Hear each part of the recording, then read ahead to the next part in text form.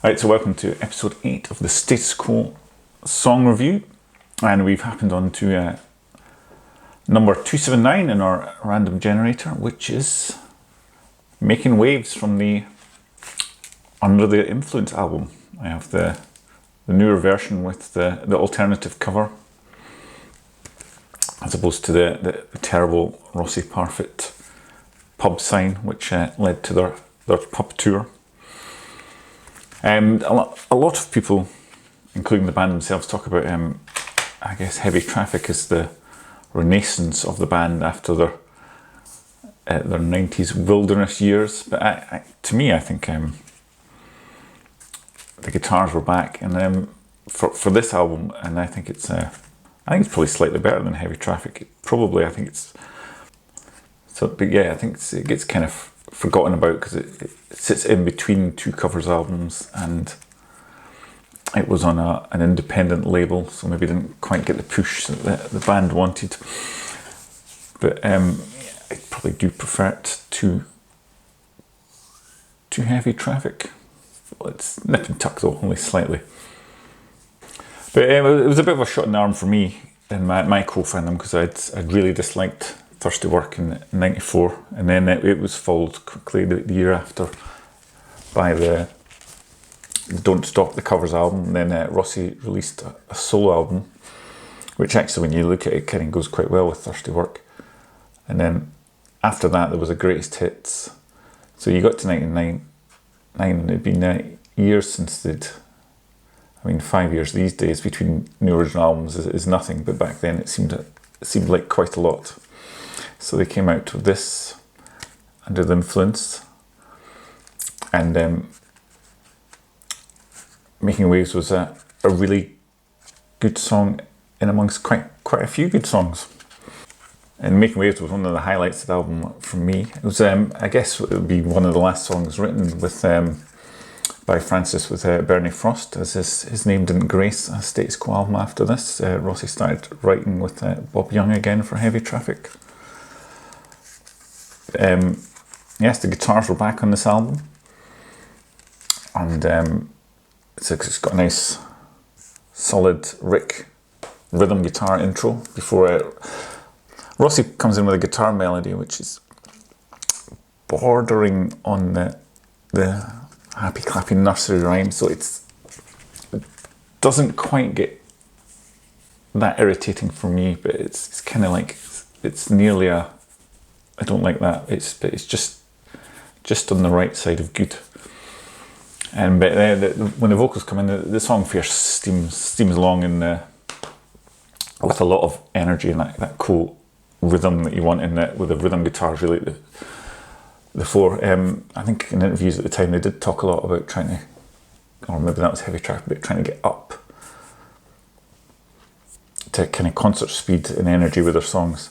Although maybe with this one, if they'd actually held back, it might have made that riff a little bit heavier and more rocking. I don't know, but it's certainly got energy and pace, and it's good fun.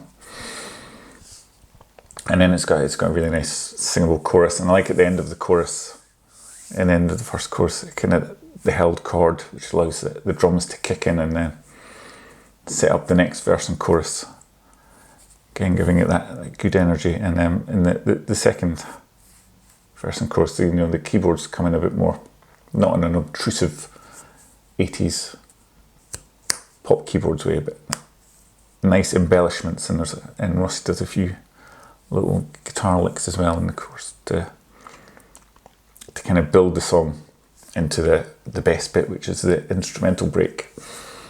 Not quite an instrumental break like I was going to say last week's episode, Just Take Me, but that wasn't. That was the week before, episode 6.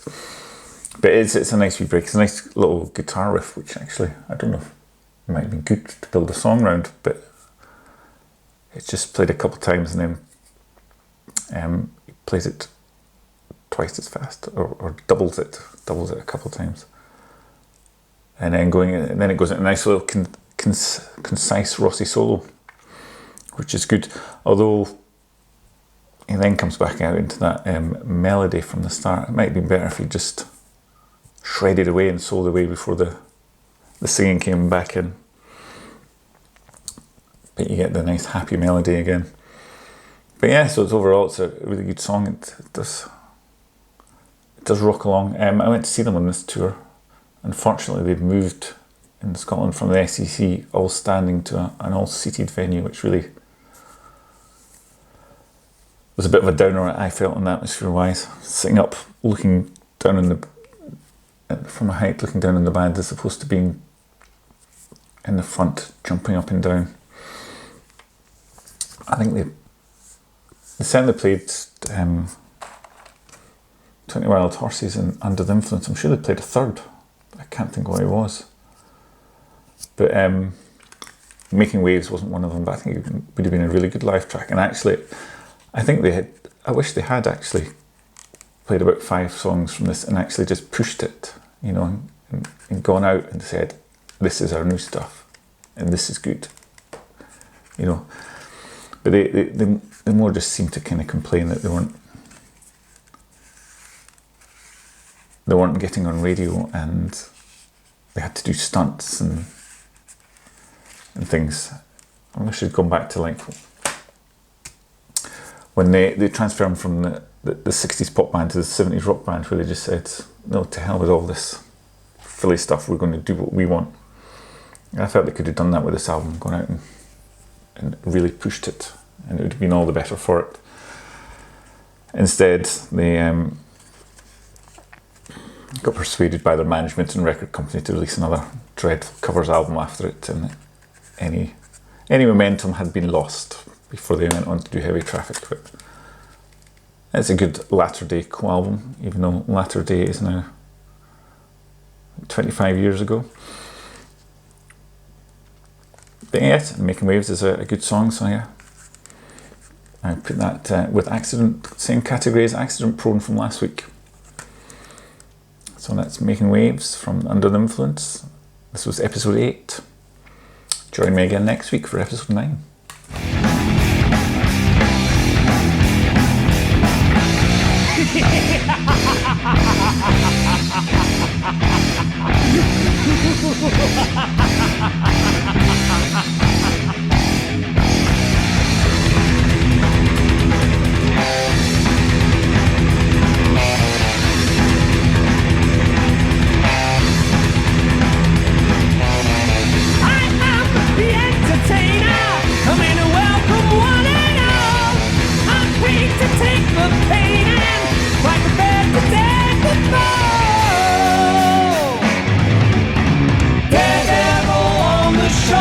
Only he knows what's in store.